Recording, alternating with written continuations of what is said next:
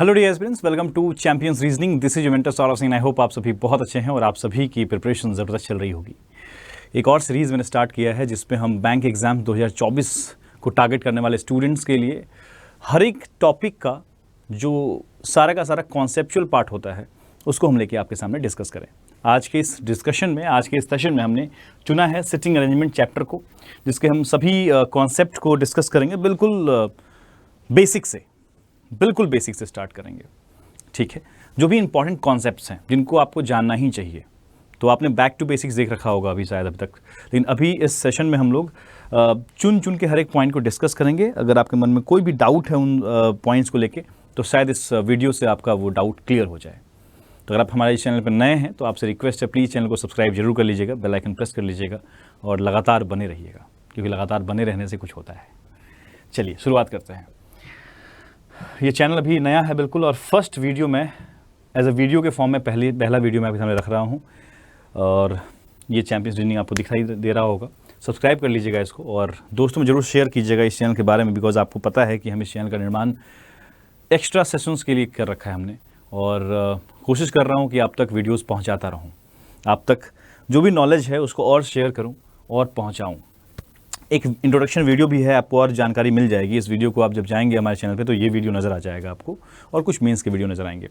सो इसको जरूर चेक कर लीजिएगा और अपने प्रतिक्रियाएं जरूर बताइएगा। अब हम सीधा मूव करते हैं अपने टॉपिक पे। सिटिंग अरेंजमेंट जो पूरे बैंकिंग सिलेबस में अगर देखें रीजनिंग पार्ट को, तो उसका एक सबसे महत्वपूर्ण चैप्टर माना जाता है। सेम DNA कैरी करने वाला एक और चैप्टर है जिसको हम कहते हैं पजल्स, जिसे हम पजल्स कहते हैं। DNA बिल्कुल लगभग सेम ही होता है। बहुत सारे कॉन्सेप्ट जो हम यहाँ डिस्कस करेंगे, आप जब हम पजल्स में उन कॉन्सेप्ट्स को डिस्कस कर रहे होंगे तो आप पाएंगे कि बहुत सारे कॉन्सेप्ट सेम हैं। तो हम मूव करते हैं। सबसे पहले आपको हम बताते हैं कि सिटिंग अरेंजमेंट का इंट्रोडक्शन क्या है। तो sitting arrangement talks about the variety of questions, जहाँ पे आपके सामने एक पैसेज दिया जाएगा। उन पैसेज में दो पार्ट होंगे पैसेज के, एक इंस्ट्रक्शन का पार्ट होगा, वैसे फुल फ्लेज नज़र आएगा आपको, लेकिन उसमें एक पार्ट इंस्ट्रक्शन का होगा। वो आपको निर्देश दे रहे होंगे कि भाई कितने लोग हैं और किस मैथमेटिकल बॉडी के अराउंड हैं, या फिर किसी मैथमेटिकल स्ट्रेट लाइन पे हैं, या इस तरीके से डिफरेंट मैथमेटिकल बॉडी के अराउंड या उस बॉडी पे रखने को कहा जा रहा होगा आपको, उनको अरेंज करने को कहा जा रहा होगा, डायरेक्शन का ख्याल रखते हुए। तो ये सारी बातें इंस्ट्रक्शन बता देंगे कि डायरेक्शन क्या है उनके बैठने का। हिंदी में इसे बैठक व्यवस्था कहते हैं। तो उस व्यवस्था के लिए कहाँ फेस कर रहे हैं वो पर्सन, वो बताएंगे आपको पहले से इंस्ट्रक्शन में। उसके बाद सेकंड पार्ट आता है सवाल में, वो होता है क्लू का। जिस क्लू में आपको वो जो भी अरेंजमेंट कराना होगा उनको, उन्हें सीधे तौर पे नहीं बताएंगे आपको। वो कुछ क्लूज़ आपको डायरेक्ट देंगे और कुछ क्लूज़ आपको इनडायरेक्ट देंगे। तो सबसे पहले ये समझिए what is direct clue and what is indirect clue. Direct clue जिसमें डायरेक्टली बोल देगा कि भाई P जो है वो थर्ड राइट ऑफ Q है, डायरेक्ट क्लू है आपका। स्टार्ट कर लीजिए आप यहाँ से। इनडायरेक्ट क्लू जहाँ पे हम डायरेक्टली कंक्लूजन नहीं निकाल सकते, लेकिन हम उसका साथ ब्लॉक्स तैयार कर लेते हैं और बाद में उसको हम इंप्लीमेंट कर देते हैं उस पर, या फिर जो ऐसी बातें जिससे संभावनाएं बन रही हों उसे हम इनडायरेक्ट क्लू कह सकते हैं। साथ ही साथ आपके मन में एक और सवाल आता होगा, सर स्टार्ट कैसे करें। ये सिटिंग अरेंजमेंट के सवालों को सॉल्व करने जब बैठते हैं तो स्टार्टिंग पॉइंट नहीं मिलता मेरे को। स्टार्टिंग पॉइंट सेलेक्ट करने के लिए आप ये बात दिमाग में रख सकते हैं कि जब भी आपको कोई ऐसा क्लू हो जाए, ऐसा ज़रूरी नहीं कि पहला ही क्लू आपका होगा जो गिवन वही आपका स्टार्टिंग क्लू बनेगा, ऐसा ज़रूरी नहीं है।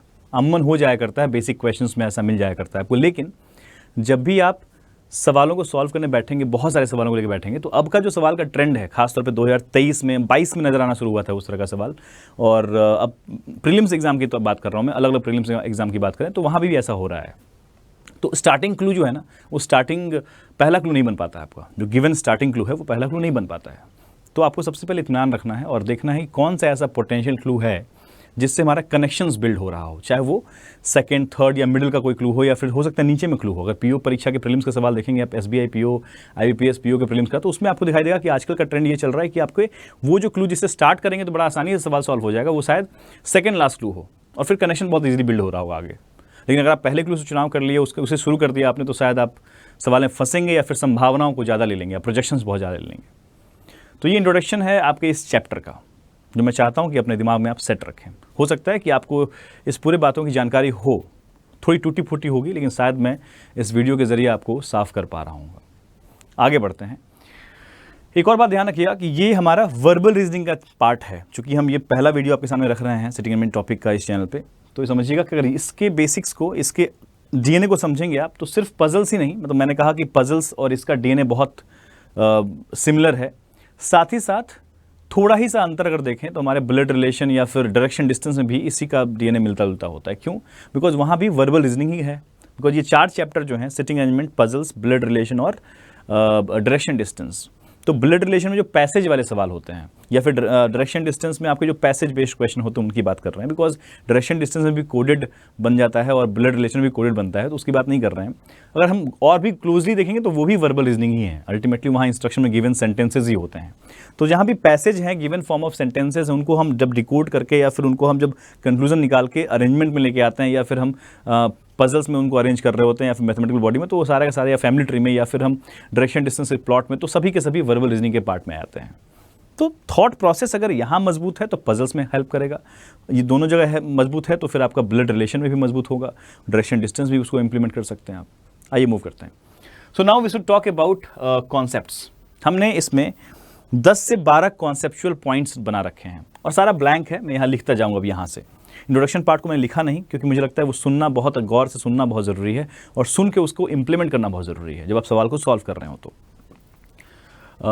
कॉन्सेप्ट नंबर 1 में अगर बताएं हम तो सिटिंग अरेंजमेंट का सबसे पहला कॉन्सेप्ट ये कहता है कि you must be very much clear about the directions, because यही वो पॉइंट है जो सिटिंग अरेंजमेंट को पजल से भिन्न कर देता है। सिटिंग अरेंजमेंट में जो क्लू परोसा जाता है आपके सामने, उसमें डायरेक्शंस का इन्वॉल्वमेंट होता है, जबकि पजल्स में जब क्लू रखे जाते हैं तो वहाँ पे डायरेक्शंस का इन्वॉल्वमेंट नहीं होता है। तो ये सबसे मेजर डिफरेंस है। कोई पूछे आपसे तो उसको जवाब दे सकते हैं आपकी difference between sitting arrangement and puzzles. कई लोग सबको पजल्स ही बोलते हैं, लेकिन ऐसा नहीं है। सिटिंग अरेंजमेंट और पजल्स में अंतर है। Sitting arrangement carry directions in the clue, puzzles do not carry this thing. Very clear. तो सबसे पहला पॉइंट हम कॉन्सेप्ट में रखेंगे डायरेक्शंस को।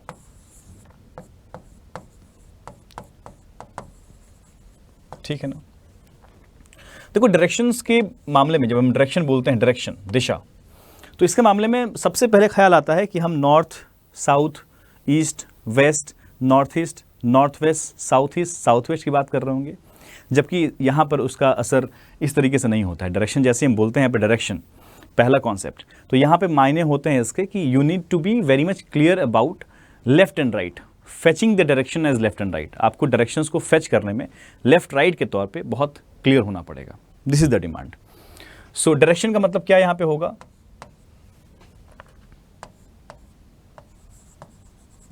you need to be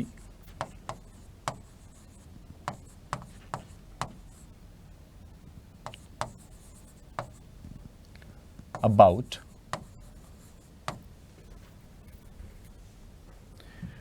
नहीं, you need to very clear in fetching मतलब पता लगाना, fetch करना, समझना, fetching the direction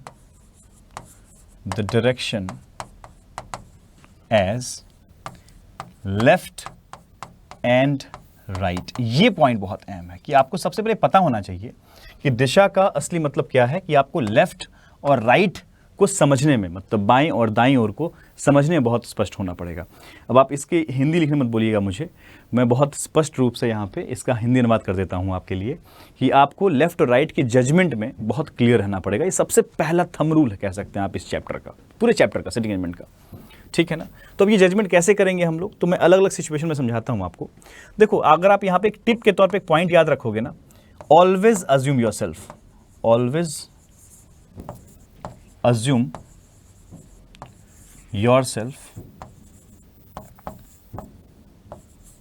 at the point for which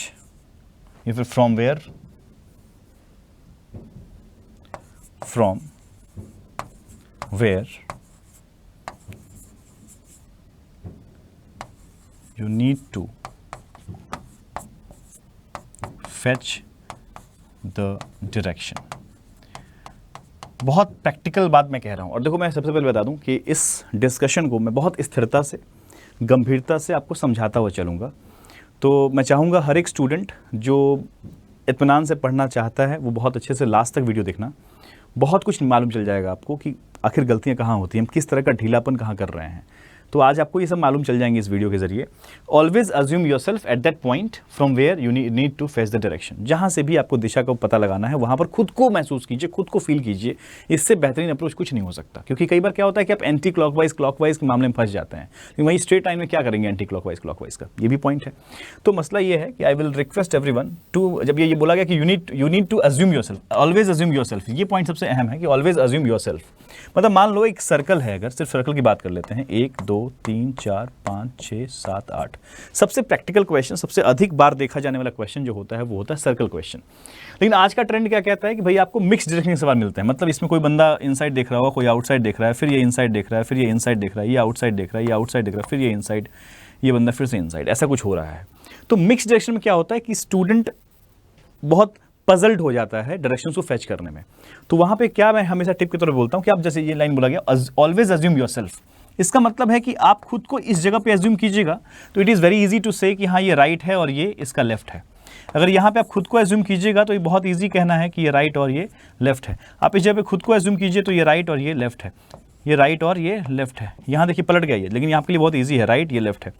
एक सिचुएशन ऐसा होता है जहाँ पे डायरेक्शंस को फेच कर पाना लेफ्ट राइट में कष्ट होता है थोड़ा दिमाग को, और वो है जब हमारा एरो डाउनवर्ड होता है, जैसे इस जगह पे। तो आप हमेशा ध्यान रखिएगा, और ये स्ट्रेट लाइन वाले क्वेश्चन में भी काम आएगा। लाइन जब भी एरो डाउनवर्ड होगा तो ध्यान रखिएगा आपका राइट हैंड जो है, राइट हैंड इस साइड है, लेकिन इस साइड अपने को लेफ्ट लिखना होगा, और जहाँ लेफ्ट हैंड है वहाँ पे आपको राइट ट्रीट करना होगा। बस इसको फ्लिप कर दीजिए, क्योंकि ये साउथ की तरफ देख रहा है। जब नॉर्थ की तरफ फेस कर रहे होंगे हम लोग, जब हम यहाँ पे क्या करेंगे, नॉर्थ की तरफ फेस कर रहे होंगे, ये हमारा क्या कर रहा है, नॉर्थ देख रहा है, तो हमारा राइट और इसका हमारा जो राइट रहेगा वो इसका राइट रहेगा, जो हमारा लेफ्ट रहेगा वो इसका लेफ्ट रहेगा। तो ये बिल्कुल शुरुआत में हो सकता है कि आपको इसे सवाल पे लाने में, सवाल में आप इस चीज़ को लेके बहुत एफिशिएंट हो जाएं, ऐसा जो आप एक्सपेक्ट करते हो खुद से, उसमें थोड़ा कष्ट हो, लेकिन आप पेशेंस रखिएगा। लेकिन आप अप्रोच यही इस्तेमाल कीजिएगा, 100% आपको बहुत आराम से, आप थोड़ी दिन बाद एफिशिएंट हो जाएंगे, बहुत इजीली आप इसको जज कर पा रहे होंगे।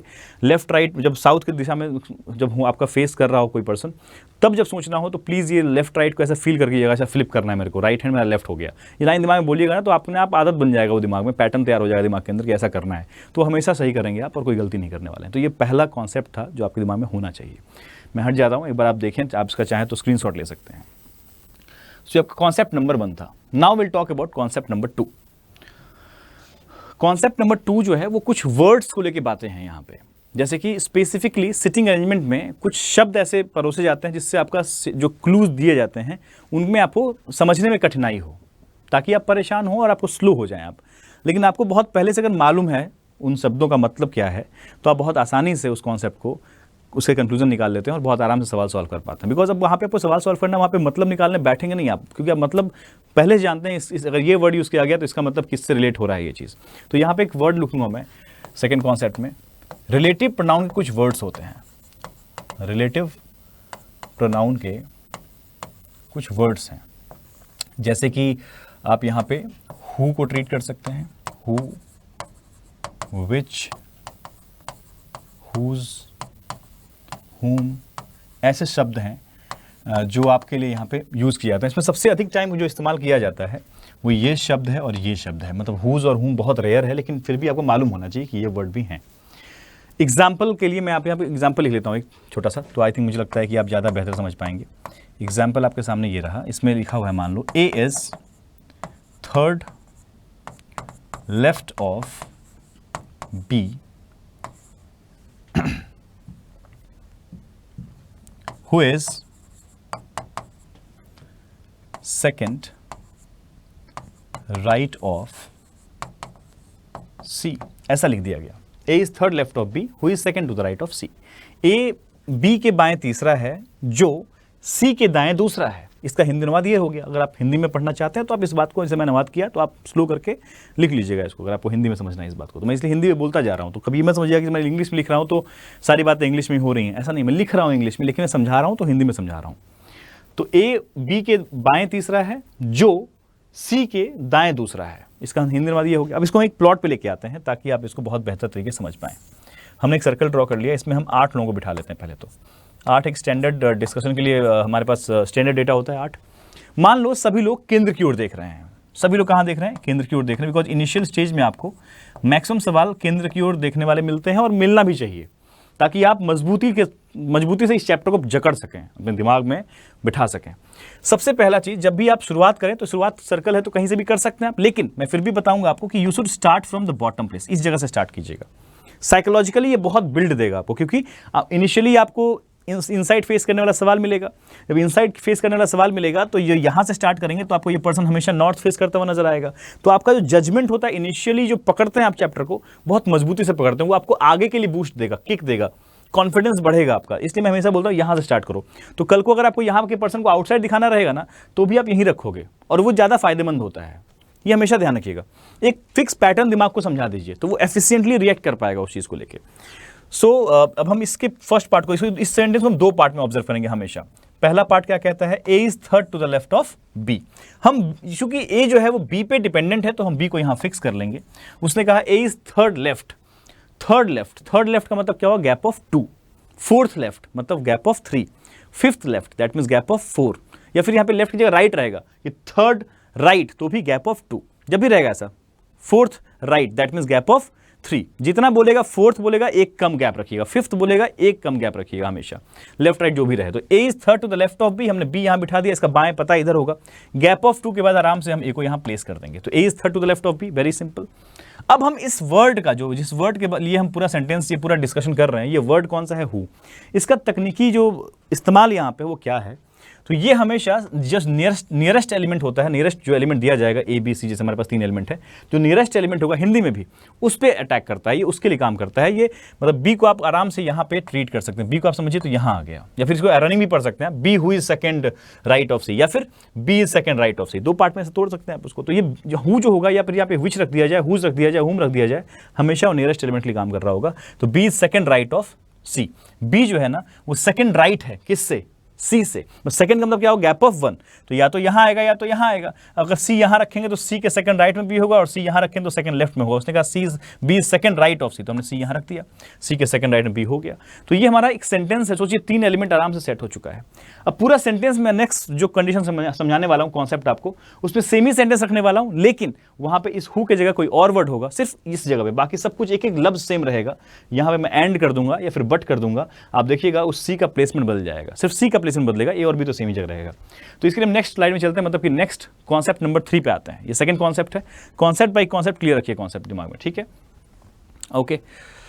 कॉन्सेप्ट नंबर 3, यहां पे जो हम सीखने वाले हैं उसको हम कहते हैं कंजंक्शन वर्ड्स। क्या बोलते हैं, कंजंक्शन वर्ड, कंजंक्शन, ठीक है ना। ऐसे वर्ड्स हमारे पास जैसे कि एंड, बट, व्हाइल,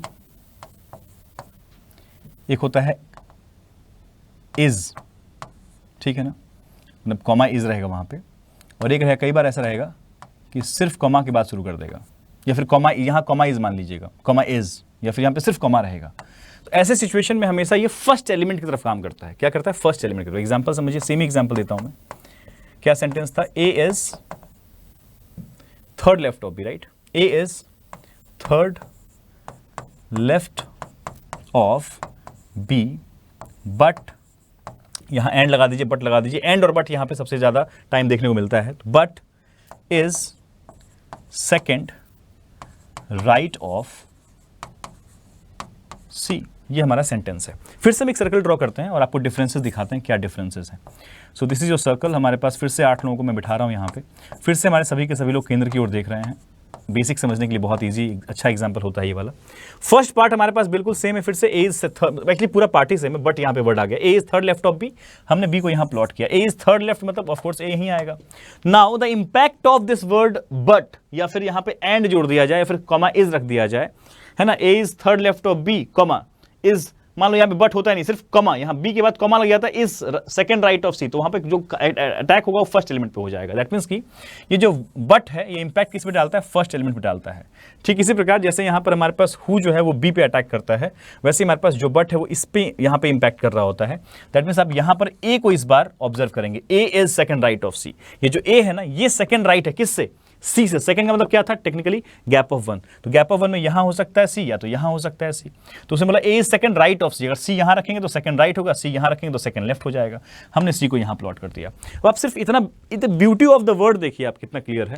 इसलिए सेंटेंसेस में ऐसे तकनीकी वाले वर्ड को रखा जाता है ताकि आप परेशान हो जाए अगर सिंपली आप मतलब नहीं समझते ढंग से। तो अब देखिए ए और बी तो सेम जगह पे, लेकिन सी के मूवमेंट के आधार पे हमारा देखिए मूवमेंट कैसे हो गया, यहाँ पर दोनों का जो स्ट्रक्चर तैयार हो रहा है बहुत अलग स्ट्रक्चर तैयार हो गया। ऐसे ही मान लो कि पूरे एक पैसेज में 2 से 3 क्लू अगर ऐसा दे दिया गया तो सोचिए कितने एलिमेंट्स पे उसका फर्क पड़ रहा होगा, आप खुद अंदाजा लगा सकते हैं। और इस तरह से ही सवाल क्रिएट होता है। तो ऐसे बेसिक बातें अगर मालूम है आपको तो आप चैप्टर में कभी भी कमजोर नहीं पड़ेंगे। यहाँ पे आप समझिएगा, रिलेटिव प्रोनाउन में लिख देता हूँ यहाँ पे, ये मेरे साथ सेकंड एलिमेंट पे काम करेगा, second element of the sentence, ठीक है। और हमारे पास ये जो है first element of the sentence, ठीक है। I hope this 3 concepts are very clear to everyone, है ना। ये तीनों कॉन्सेप्ट सभी के लिए बहुत क्लियर है। आगे बढ़ते हैं। नाउ कॉन्सेप्ट नंबर 4 जिसमें हम लोग कुछ कीवर्ड्स को समझेंगे। कुछ कीवर्ड्स हैं जो बहुत इंपॉर्टेंट हैं। या फिर हम पहले कीवर्ड से पहले एक और बात समझा देते हैं। जैसे कि कुछ सेंटेंसेस हैं आपके लिए, जैसे कि अभी मैंने लिखा भी था एक सेंटेंस, एग्जांपल में जो दिया उसका ही मतलब समझाता हूं पहले। तो जैसे कि ए इज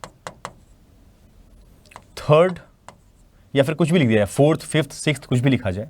ए इज थर्ड, या फिर यहां पर nth लिख देता हूं एग्जांपल के लिए, समझने के लिए, nth, ठीक है ना। A is third left oblique right, कुछ भी रहे, ऑफ बी। इसका मतलब होगा कि ए और बी में इस एग्जांपल को, थर्ड को अगर हम ट्रेड करेंगे तो यहां पे समझिएगा गैप ऑफ 2 हो जाएगा, गैप ऑफ -1। इसको एकदम थंबनेल बना लीजिएगा, गैप ऑफ -1 होगा। जैसे कि एग्जांपल अगर यहां जो है, यहां पे हमारे पास गैप ऑफ 2 हो जाएगा। और अगर n की बात करेंगे तो यहां पे गैप ऑफ n-1, जितना भी दिया गया होगा उससे एक कम रखना है। तो 3 है तो 2 हो गया, n है तो n-1 रहेगा गैप, किसमें, a और b के मध्य में। ये हमेशा के लिए ध्यान रखिएगा। इसी से मिलता जुलता एक और सेंटेंस होता है जो इसी कॉन्सेप्ट नंबर 4 में रखूंगा। a इज, यहां p कर देते हैं, आप बार बार a का एग्जांपल लेंगे तो हो सकता है आप कंफ्यूज करें। सो p इज 4 प्लेसेस, कई बार सीट्स बोल देते हैं लोग, मान लो कि सिटिंग एलिमेंट तो सीट्स की बात होती है, तो SEAT, तो P is 4 places left oblique right oblique before oblique after oblique ahead oblique behind, ऐसे तमाम शब्दों में इसका जो असर होगा समझिएगा। ए इज 4 प्लेसेस लेफ्ट ऑफ, अब बिहाइंड ऑफ तो नहीं लगा सकते हम, तो ग्रामेटिकली गलत हो जाएगा, लेकिन सभी के लिए मैं लिख देता हूं यहां पर, ए इज 4 प्लेसेस लेफ्ट ऑफ या राइट ऑफ या बिफोर के बाद कुछ नहीं लगेगा, आफ्टर के बाद कुछ नहीं लगेगा, आफ्टर बी लिख देंगे डायरेक्टली। तो यहां पे मान लो पी इज 4 प्लेसेस आफ्टर या बिहाइंड बी लिखता हूं, क्यू लिख देता हूं यहां पर, बिहाइंड क्यू। मैं ग्रामेटिकल एरर को छोड़ दीजिएगा, यहां पे बिल्कुल हम एक ही साथ बहुत सारे एग्जांपल ले लिए यहां पे। इन तमाम सिचुएशन में जैसे हमारे पास यहां पे 4 प्लेसेस बोला गया है, तो यहां पे हम गैप ऑफ, फिर से गैप ऑफ -1 कैरी करेंगे, गैप ऑफ -1 कैरी करेंगे यहां पे। इस बात का हमेशा ख्याल रखिएगा, 4 प्लेसेस हो या 3 प्लेसेस हो तो वहां पे -1, दैट मीन्स 4 प्लेसेस से -1 क्या होगा, 3 गैप। यहाँ पे 3 होता, 3 प्लेसेस तो -1 गैप ऑफ 2 प्लेस। तो यहाँ पे एक 2 एग्जांपल दिया मैंने यहाँ पर, कंफ्यूज मत कीजिएगा इस चीज़ में, दोनों एग्जांपल बहुत क्लोज हैं। ये नॉर्मल सेंटेंस है आपका सिटिंग एलिमेंट में, A is third to the right of B, A is 6th to the left of C, whatever. यहाँ पे हमारे पास प्लेसेस की बात करेंगे, सीट्स की बात करेंगे, ए इज 3 प्लेसेस या 4 प्लेसेस या 2 प्लेसेस आफ्टर बी, ऐसा करके कुछ, तो उसका मतलब समझिएगा हमेशा ध्यान से, ठीक है, क्लियर है। So I think now we need to move forward towards the next part. Okay. Concept number 5. हमने अभी जो भी बातें सीख रहे हैं बहुत गंभीर बातें हैं। कॉन्सेप्ट नंबर 5 में इसका ही इलाज कह सकते हैं आप। मुझे लगता है इस कॉन्सेप्ट नंबर 4 में ही मुझे इस बात का जिक्र करना चाहिए था, लेकिन ठीक है मैं आगे कर लेता हूँ। कॉन्सेप्ट नंबर 5 जो बहुत बच्चों को कंफ्यूज करता है, ये है देयर आर, ये रिलेट कीजिएगा 4th और 5, खासतौर पे 4th में ये वाला पॉइंट जो आपका है, और 5th में जो लिख रहा हूं यहां पे इसका ध्यान रखिए। देयर आर 4 पर्सन या 4 seats, 4 person between A and B, ऐसा बोल दिया। इस सिचुएशन में क्या करेंगे आप, तो इस सिचुएशन में 4 पर्सन का मतलब है गैप ऑफ 4 पर्सन ही रखेंगे, गैप ऑफ 4 पर्सन ही रखेंगे आप, ही रखेंगे, ठीक है ना, गैप ऑफ 4% ही रखेंगे, क्योंकि इसका समझने का तरीका क्या है, बिटवीन वर्ड। इस बिटवीन वर्ड का याद कीजिएगा, कई बार बच्चे कंफ्यूज होते हैं। इस बिटवीन वर्ड की वजह से क्या हो जाएगा, जितना बोला उतना ही, बिकॉज ने कह दिया खुल के बोला है ए और बी के मध्य में 4% है, तो ऐसा कुछ गैप ऑफ 4% ही रहेंगे। यहाँ पे 3 रहेगा तो 3% ही रहेंगे, 2 रहेगा 2% ही रहेंगे, यहाँ पे 1 रहेगा तो 1% ही रहेंगे, 0 रहेगा देयर इज नो पर्सन, तो भाई कोई पर्सन नहीं रहेगा। 10 लिख दिया जाएगा तो 10% गैप रहेगा, ठीक है ना। एक और बात, यहाँ पे से होता है ना, there P is 4 places right of Q, ऐसा बोल दिया। यहाँ पे मान लो कल को रहेगा P is 1 place ahead Q, इसका मतलब होगा गैप ऑफ 0, 1 प्लेस मतलब गैप ऑफ 0। यहां भी A is 1 place to the right of B, तो गैप ऑफ 0 हो जाएगा, लगातार बैठने वाले हैं वो लोग, ठीक है ना। चलिए, तो आई थिंक ये 4th 5th कॉन्सेप्ट भी क्लियर है आप सभी को। Now will talk about concept number 6, that is keywords के बारे में बात करते हैं, बिकॉज कीवर्ड्स बहुत बहुत कंफ्यूज करते हैं। तो इन concept number 6 I will write some important keywords, some important keywords, or you can say simply words, some important keywords जिनके मायने एक ही होते हैं, बच्चे कंफ्यूज हो रहे होते हैं। जैसे कि एक वर्ड हमें मिलता है प्रैक्टिस के दौरान, नेबर, ठीक है ना, नेबर, या फिर नेक्स्ट, या फिर यहाँ पे ऐसे नहीं करता हूं मैं, neighbor is equal to next is equal to adjacent is equal to beside। इन सब का मतलब क्या है, अगल बगल रहेंगे, ठीक है ना। इसका मतलब क्या है, अगल बगल।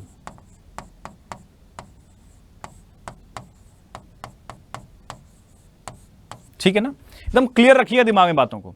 इन तमाम शब्दों का एक ही मतलब है, चाहे वो नेबर बोले तो भी immediate left immediate right, next बोलेगा तब भी immediate left immediate right, adjacent बोलेगा तब भी immediate left immediate right, beside बोलेगा तब भी immediate left immediate right. Because आपको पता ही नहीं है कि भाई कहां बोल रहा है वो, मतलब एग्जैक्टली लेकिन लेफ्ट हैंड साइड बोल रहा है, लेफ्ट हैंड साइड नेबर या फिर राइट हैंड साइड नेबर, नहीं पता। तो ये तमाम शब्द जो है ना, अमूमन ये संभावनाओं को पैदा करते हैं, इनका काम है प्रोजेक्शंस पैदा करना, ठीक है ना। चलिए, एक ये इंपॉर्टेंट कीवर्ड हमारे लिए हो गया। Then will talk about some other keywords, जैसे कि डायगोनल, पैरेलल रो के सवाल में कंडीशन में आता है ये सवाल, ये पॉइंट आया करता है कभी कभी। A is diagonally opposite to B, ऐसा कुछ बोला गया अगर आपके सामने, A is diagonally opposite to B, ठीक है ना। एग्जाम्पल समझिए, इसके लिए एग्जाम्पल इतना जरूरी है। ये खास तौर पे ये जो कॉन्सेप्ट है ये पैरेलल रो के सवालों में इंप्लीमेंट होता है। ये कॉन्सेप्ट डायगोनली वाला कहाँ पे इंप्लीमेंट होता है, डायगोनली अपोजिट, ये हमारे पास जो इस्तेमाल होता है ये होता है आपका पैरेलल रो के सवालों में। तो एग्जाम्पल जैसे मान लीजिए हमारे पास एक पैरेलल रो का सवाल है जिसमें हमारे पास दोनों ही पंक्ति में 5-5 लोग बैठे हुए हैं। कितने लोग बैठे हुए हैं, 5-5 लोग बैठे हुए हैं।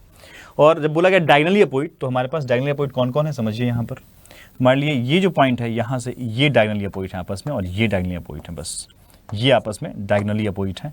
बाकी इसके अलावा कोई डायगोनली अपोजिट नहीं है। कई बार बच्चे कंफ्यूज होते हैं, ये और ये भी तो डायगोनली अपोजिट हो जाएगा सर, ये भी तो हो जाएगा, या फिर ये और ये भी तो हो जाएगा, मतलब ऐसे मिला देंगे आपस में, क्रॉस करा देंगे, बोलेंगे डायगोनली अपोजिट है। ऐसा बिल्कुल नहीं है। डायगोनली अपोजिट का मतलब होता है end to end, corner to corner. आप जब अलग अलग लाइन में जब मिला रहे हैं लोगों को एंड टू एंड, तब आप बोलेंगे उसे डायगोनली अपोजिट। और ये कॉन्सेप्ट आपके पजल्स में floor plus flat based puzzle में भी काम आता है, हमेशा ध्यान रखिएगा, ठीक है। Now I think we should talk about the next concept, that is एक और कॉन्सेप्ट मुझे लगता है कि मैं डिस्कस करना चाहिए इस वक्त में, ठीक है। हमें एक कॉन्सेप्ट डिस्कस करना चाहिए और इन फ्रंट ऑफ, चलिए उसके नेक्स्ट में बात करते हैं, ठीक है ना। कॉन्सेप्ट नंबर 6 क्लियर है। मैं जानबूझ के तोड़ दिया हूं ताकि आपको बहुत खिचमिच ना हो दिमाग में, तो आपको एकदम क्लियर रहे। जैसे कॉन्सेप्ट नंबर 6 क्लियर हो गया, अब आगे बढ़ते हैं। एक और चीज़ है जो बड़ा बहुत बहुत बहुत काम आता है, बच्चे बहुत कंफ्यूज होते हैं। मैं सारे पॉइंट कैसे बता पाता हूँ, इसका सबसे बड़ा रीज़न है अनुभव। करते करते करते करते बच्चों हमें मालूम चल जाता है कि हाँ यार बच्चा ना यहाँ फंसता है, उसे हम एक इंपॉर्टेंट कॉन्सेप्ट का नाम दे देते हैं फिर कि हाँ यार बच्चा यहाँ फंस रहा है, तो हमारा कर्तव्य है कि हम इन्हें समझा दें, ठीक है ना। कॉन्सेप्ट नंबर 7 आपके सामने हो गया, हमने 6 समझा दिया, ठीक है। 7, इसमें 2 बातें बताएंगे आपको हम। जैसे एक लाइन होता है कि ए फेसेस बी, ठीक है ना, और इसी में एक आता है पॉइंट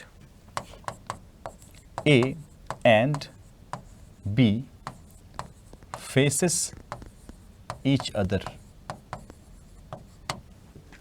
ठीक है ना। इस दोनों ही पॉइंट्स के मतलब क्या है आपको इसमें बना के दिखाता हूं। ये खास तौर पे ये पॉइंट जो है वो सर्कल बाउंडेड बॉडी में इस्तेमाल होता है ये पॉइंट।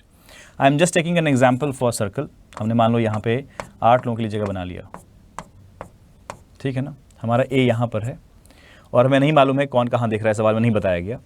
तो हमें मालूम है कि बोला ए फेसेस बी, तो ये कंफर्म है कि ए और बी एक दूसरे के विपरीत बैठेंगे। और यहाँ पे एक अपोजिट वर्ड को लेकर भी बहुत बच्चे कंफ्यूज होते हैं।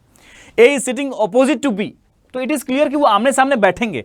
देखेंगे कहाँ नहीं पता अपने को। A is sitting opposite to B का मतलब ये है कि भाई वो आमने सामने ही बैठेंगे, चाहे वो सर्कल की बात हो रही हो, वो स्क्वायर की बात हो रही हो, वो ट्राइंगल की बात हो रही हो, वो पेंटागन की बात हो रही हो, हर जगह पे ऑपोजिट वाला प्लेस जो रहेगा वहां पे बैठेगा वो। जैसे हमारे पास हर एक सर्कल मालूम है भाई ए यहां पर है तो भाई बी यहीं बैठेगा, A is sitting opposite to B. लेकिन जब बोल रहा है ए फेसेस बी, इसका मतलब ये हो जाएगा ए विल हैव टू फेस, ए को ए जो है वो बी को फेस करेगा ही करेगा। लेकिन हम बी के लिए यहां पर बाध्य नहीं है, बी देख भी सकता है या बाहर भी देख सकता है, इनसाइड भी देख सकता है। मतलब बी जो है वो ए को देख भी सकता है या नहीं भी देख सकता है। It all depends upon the, ये डिपेंड करता है, ये डिपेंड कर रहा होता है आपके आने वाले क्लूज पे। अब आने वाला क्लू जो है वो बी को क्या बता रहा है, तो ये हमारा क्लियर हो गया, ए फेसेस बी। लेकिन जैसे ही बोलेगा A and B faces each other, now we are bound to maintain this. हम इसको आराम से मेंटेन कर सकते हैं। मान लो हमारा ए यहाँ बैठा हुआ है और भाई बी यहाँ बैठा हुआ है, तो मैंने मान लो क्या ए और ए एंड बी फेसेस, इसका मतलब ये होगा कि दोनों एक दूसरे के अपोजिट बैठेंगे, साथ ही साथ दोनों एक दूसरे को फेस भी करेंगे। ये भी कंफर्मेशन है, ठीक है ना। ये भी कंफर्मेशन यहाँ पे हमें मिल जाया करता है। यहाँ पे मैंने एक और पॉइंट समझा देता हूँ, थर्ड पॉइंट इसी में, इसी कॉन्सेप्ट के अंदर जो मैं यहाँ लिख रहा था। A and B are sitting opposite to each other. मैं एग्जाम्पल के तौर पे सर्कल ले रहा हूं, लेकिन आप समझिएगा कि इसमें स्क्वायर को भी आप इंक्लूड कर सकते हैं, स्क्वायर सिचुएशन में भी। जैसे कि सर्कल अगर है तो हम ये क्लियर हैं कि ये एक दूसरे के विपरीत बैठेंगे कहीं भी। मान लो पहले से पता है कि ए यहाँ बैठा हुआ है तो बी को यहाँ बैठना पड़ेगा, ए पता है यहाँ पे तो बी बैठेगा, ए यहाँ पता है पहले तो बी बैठेगा। मतलब एक दूसरे के आमने सामने ही बैठेंगे। कहाँ देखेंगे वो आने वाला क्लू डिसाइड कर रहा होगा। मान लो स्क्वायर है और पहले से मालूम है हमें, या रेक्टेंगल है, 4 लोग कॉर्नर पे हैं और 4 लोग साइड्स पे हैं, और मान लो पहले से मालूम था कि ए यहाँ पर है और क्लू मिल गया कि A and B are sitting opposite to each other, तो ऑफकोर्स बी को यहाँ बैठना पड़ेगा, या फिर ए यहाँ था तो बी को यहाँ बैठना पड़ेगा, या फिर और कोई फिगर है तो उसमें भी ऐसा ही होगा। तो ये हमेशा ध्यान रखिएगा। फिर पैरेलल रो है, किसी लाइन में हमारे पास ए कहीं बैठा हुआ है तो उसके ठीक सामने ही भी बैठेगा।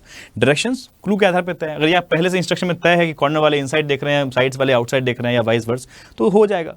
लेकिन इस लाइन का मतलब क्या होगा कि वो एक दूसरे के सामने बैठेंगे, in front of each other. लेकिन फेस कहां करेंगे ये तय नहीं करेगा। इसमें सिर्फ ए फेसेस बोला है तो ए फेस करेगा, बी का नहीं पता।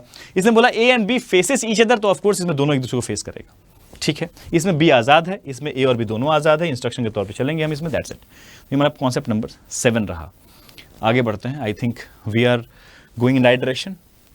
सभी को समझ में आ रहा है ये कहानी, पूरा जो डिस्कशन चल रहा है, ठीक है। वेकेंट कॉन्सेप्ट, अच्छा वेकेंट कॉन्सेप्ट भी मुझे डिस्कस करना चाहिए। I think we should discuss the vacant concept as well.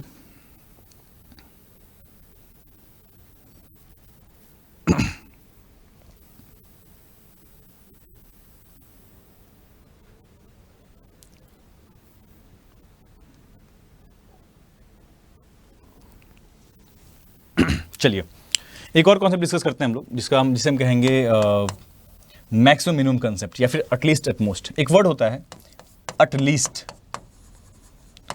At least, और एक वर्ड होता है एटमोस्ट, एटमोस्ट। देखिए बहुत सिंपल मीनिंग है इन दोनों का, बहुत सिंपल मीनिंग है, और इसको बच्चे फिर से कंफ्यूज होते हैं। यहाँ पे क्या कंफ्यूज है? एटलीस्ट का मतलब होता है मिनिमम। क्या मायने होता है इसका? मिनिमम। और यहां पे क्या मायने होता है? मैक्सिमम, अधिकतम, ठीक है ना। इसे हम मैक्सिमम कहते हैं, इसे मिनिमम कहते हैं, ठीक है। क्लियर है? सेंटेंस से मैं आपको सजा के दिखाते हैं इस चीज को। एग्जाम्पल समझ लीजिएगा। इससे बोला गया कि at least 3 person sit to the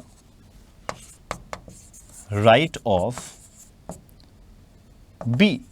और हमें पहले से ही और भी क्लू थे बहुत सारे, और भी क्लूज बहुत सारे गिवन हैं, जिसके आधार मालूम चल चुका है कि हमारे पास प्लॉट पे एक, वैसे पहले तो मुझे ड्रॉ नहीं करना चाहिए, मैं कभी नहीं सिखाता हूं कि आप पहले से ही लाइन खींच के रखें, लेकिन ये बोला कि at least 3 person sit to the right of B, तो हमें यहाँ पर बी जहां भी आप जब भी प्लेस करेंगे तो आपकी इसके राइट हैंड साइड 3 लोग तो रहेंगे ही रहेंगे। और मान लो बोला गया हो कि भाई 6 लोग पंक्ति में हैं, तो भैया आपके पास 4 हो गए, 5 6 ऐसे हो सकता है, या फिर इस बात की 3 संभावनाएं बनेंगी। फिर अगर बी को लेकर और कोई क्लू नहीं है तो, और कोई कंडीशन नहीं है, इंडिपेंडेंट सोचेंगे अगर हम लोग, तो फिर एक कंडीशन ये भी बन जाएगा कि भाई साहब कम से कम 3 बोला गया है तो 4 भी तो हो सकता है बी के दाहिनी ओर। सब लोग नॉर्थ देख रहे हैं मान लो, है ना। हमारे पास एक कंडीशन ये भी तो हो सकता है भाई उस बी के दाहिनी ओर 5 लोग हो सकते हैं, लेकिन कभी को उसने कहा है क्योंकि मिनिमम 3 लोग होने चाहिए, at least 3%, minimum 3%।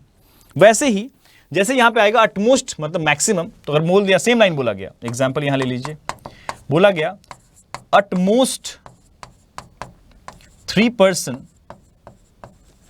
Sit to the right of B. Same example ले रहा हूं, एलिमेंट सब कुछ सेम डिट्टो सेम सेंटेंस रख दिया है ताकि आप एकदम बिल्कुल क्लियर रहें। At most 3% sit to the right of B, that means हमारे पास बी के दाहिनी ओर मैक्सिमम 3 लोग रह सकते हैं। मतलब मान लो 6 लोग ही थे तो हमारे पास ये प्लॉट तैयार हो गया। मतलब अगली बार अब बी कहां हो सकता है, तो हमने कहा भाई मैक्सिमम 3 लोग बताया गया ना, 2 भी तो हो सकते हैं भाई। ये भी तो हो सकता है कि हमारा जो बी रहे वो यहां पे हो, या फिर ये भी तो हो सकता है कि बी खुद ही एंड पे आ जाए, बी यहां पे आ जाए। बी की 4 संभावनाएं बन गई, बी की दाहिनी ओर 3, बी की दाहिनी ओर 2, बी की दाहिनी ओर 1, बी की दाहिनी ओर 0। यहां पे क्या था, बी की दाहिनी ओर एटलीस्ट 3 मतलब 3 4 एंड 5, और कोई जगह नहीं हमारे पास बन रहा है। तो ये हमारे पास बहुत क्लियर जो आपके डिफरेंसेस हैं एटलीस्ट और एटमोस्ट के लिए वो आपके सामने आ चुके हैं। मतलब आप, मुझे लगता है कि अभी आपको जो वर्ड सिखाया जा रहा है, कि एक एक शब्द सिखाया जा रहा है, उसको लेकर आप क्लियर होंगे। This was concept number 8। मैं चाहूंगा हर एक स्टूडेंट इन बातों को बहुत ध्यान से अमल करे जब वो सवाल सॉल्व कर रहा हो, कल को बैठ के खुद से सेल्फ स्टडी कर रहा हो। कोई तकलीफ हो तुरंत से वीडियो निकालिए और चेक कीजिए कि यार इसका मतलब क्या समझाएगा, बिकॉज एग्जाम्पल के साथ समझाया जा रहा हूं मैं, ठीक है। Now will talk about concept number 9। Concept number 9 में हम बात करेंगे वेकेंट कॉन्सेप्ट के बारे में। What is vacant concept? अच्छा, एक और कॉन्सेप्ट सिखाते हैं आपको, वेरीफाइंग क्लू का कॉन्सेप्ट। उसके बाद वेकेंट समझाएंगे। वेरीफाइंग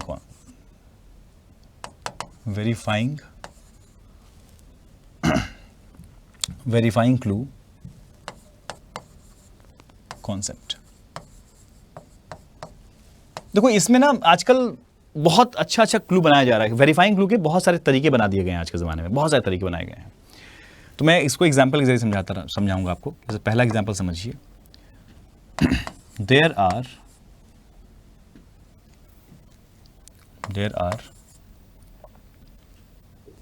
आर मत कीजिए, द नंबर ऑफ कीजिए, the number of person sitting to the left of A is same as to the right of B। ऐसा सेम एज क्या बताया गया यहां पे, इज सेम एज। अब मान लो एग्जाम्पल के जरिए मैं क्या लेता हूं, यहां पे एग्जाम्पल ले लेता हूं, यहां पे example. Let's suppose we are talking about a straight line single row based question. हमारे सामने पहले से ही तय है कि हमारे पास 8 लोग हैं, ठीक है ना, और हम कुछ सवाल में भी बहुत कुछ सॉल्व कर चुके हैं, 4 8 लोग हैं, और हमें मालूम है कि ए जो है ना वो यहाँ पर है, पहले से मालूम है, मतलब किसी क्लू के जरिए ए यहाँ पे आ चुका है, खुद से नहीं ले रहा हूँ मैं, क्योंकि ये मोस्टली ये क्या है, ये पहला क्लू नहीं रहता है किसी भी सवाल का। इसको इस्तेमाल भी जब करेंगे आप तो कुछ सॉल्व कर चुके हो तो तभी इसका इस्तेमाल आया करता है नॉर्मली, और ये नॉर्मली दिया भी जाता है तो मिड में ही आप क्लू के सेट में या फिर अंत में दिया जाता है कहीं ना कहीं। तो मान लो हमारे पास किस सिचुएशन से हमारा ए यहाँ रखा हुआ है, अब हम इस क्लू पढ़ रहे हैं, the number of person sitting to the left of A is same as the number of person sitting to the right of B. मैं थोड़ा छोटा लिखा हूँ, as to the right of B लिख दिया ताकि जगह हमारा बच जाए, और भी एग्जाम्पल लेना है मुझे। हम तुरंत देखेंगे भाई बाएं, क्योंकि 8 का प्लॉट तैयार है, एक जगह और भी कुछ एलिमेंट सेट है अपने पास, लेकिन हम देखेंगे क्या 1 2 3 तीसरे स्थान पे ए है ना लेफ्ट साइड से, तो तीसरे स्थान पे हम क्या रखेंगे, बी रख देंगे। वेरीफाई हो गया, ये वेरीफाई हो गया अब ये, बिकॉज सेम एज बोला गया ना। लेकिन यहीं पे एक चेहरा और भी है इस तरह के सवालों में, वो ध्यान समझिएगा जो सेकंड समझा रहा हूं, ये तो बड़ा इजी होता है, क्योंकि आज के जमाने में इससे आगे बढ़ चुका है आपका आईपीएस पीओ या फिर एसबीआई पीओ या फिर RBI grade B, RBI assistant, तमाम परीक्षाएं इससे थोड़ी आगे बढ़ चुके हैं वो लोग। Now the same thing, the number of person sitting to the left of A is 1 less than, दिखाता हूं पहले बहुत ज़्यादा कंफ्यूज नहीं करूंगा आपको, is 1 less than the then, अब पूरा लिखना पड़ेगा यार, the number of person to the right of B, ऐसा लिखा हुआ है। बहुत ध्यान समझिएगा प्लीज, ये बहुत बहुत बहुत ट्रेंडी कॉन्सेप्ट है जो आपको समझना चाहिए, ठीक है ना। इज 1 लेस देन, किसके बारे में बात कर रहे हैं हम? इज 1 लेस देन, ये हमारा मेन मोटो है। यहां पे क्या था? इज सेम एज, यहां पे is less than, in is 1 less then actually. अब समझिएगा इसका मतलब क्या। एग्जाम्पल फिर से रख रहा हूं आपके सामने, एग्जाम्पल सेम सिचुएशन कैरी करता हूं ताकि आप बहुत इजीली समझ जाएं। 4 3 7 1 8, ठीक है। हमारे पास मान लो पहले से ही ए यहां रखा हुआ था, ए यहां रखा हुआ है। उसने बोला the number of person sitting to the left of A. अब जब बच्चा इसको पढ़ता है ना कि the number of person sitting to the left of A is 1 less than the number of person sitting, क्योंकि सेंटेंस बहुत बड़ा है, बच्चा कंफ्यूज। आपको हमेशा समझना है कि यहां जो पॉइंट लिखा जा रहा है ना, उस वक्त आपको सबसे पहले किसके बारे में बात कर रहा है? इसी के बारे में बात कर रहा है। ये सेम एज मतलब इसको ही आप टारगेट में, रेफरेंस में किसको लेंगे आप? इसको रेफरेंस में लेंगे। किसको रेफरेंस में लेंगे? इसको रेफरेंस में लेंगे। तो बोला कि the number of person sitting to the left of A, A के बाईं ओर जो लोगों की संख्या है वो एक कम है। बाएं कितने लोग हैं भाई? 2 लोग हैं। तो ये 2 जो है एक कम, किससे एक कम है? तो 3 से। मतलब ए के बाईं ओर अगर 2 लोग हैं तो बी के दाहिनी ओर 3 लोग रहेंगे, तो भाई बी यहां पे आ जाएगा। सिंपल है ना। और मान लो बोला गया होता है इज 1 मोर देन, तो भाई ए के बाईं ओर हमारे पास अगर 2 लोग हैं और वो एक अधिक है, तो बी के दाहिनी ओर कितने लोग रहेंगे? 1 लोग रहेंगे, बिकॉज बी ए के बाईं ओर 2, वो एक अधिक होगा बी के दाहिनी ओर वाले लोगों की संख्या में, तो भाई बी यहां पे आ जाता सीधा। बस कल को यहां पे जब और थोड़ा बड़ा सवाल होगा मेंस लेवल पे, तो आपको दिखाई देगा कि भाई 2 मोर देन या 2 लेस देन भी दिखाई दे सकता है आपको यहां पे। तो this is verifying clue. I think this concept is also very clear to everyone, I hope so. ठीक है, so now this is time to talk about vacant concept. बहुत अच्छा कॉन्सेप्ट होता है ये वाला भी, वेकेंट कॉन्सेप्ट। वेकेंट कॉन्सेप्ट, ठीक है। मैं इसको भी सिंगल रो वाले सवाल में ही लेके चलूंगा, समझाऊंगा आपको। इसका मैं डिस्कशन वापस से पजल्स के टाइम भी करूंगा, floor plus flat base puzzle, sorry floor base puzzle में या बॉक्स भी, कहीं भी इस्तेमाल कर सकते हैं इसको।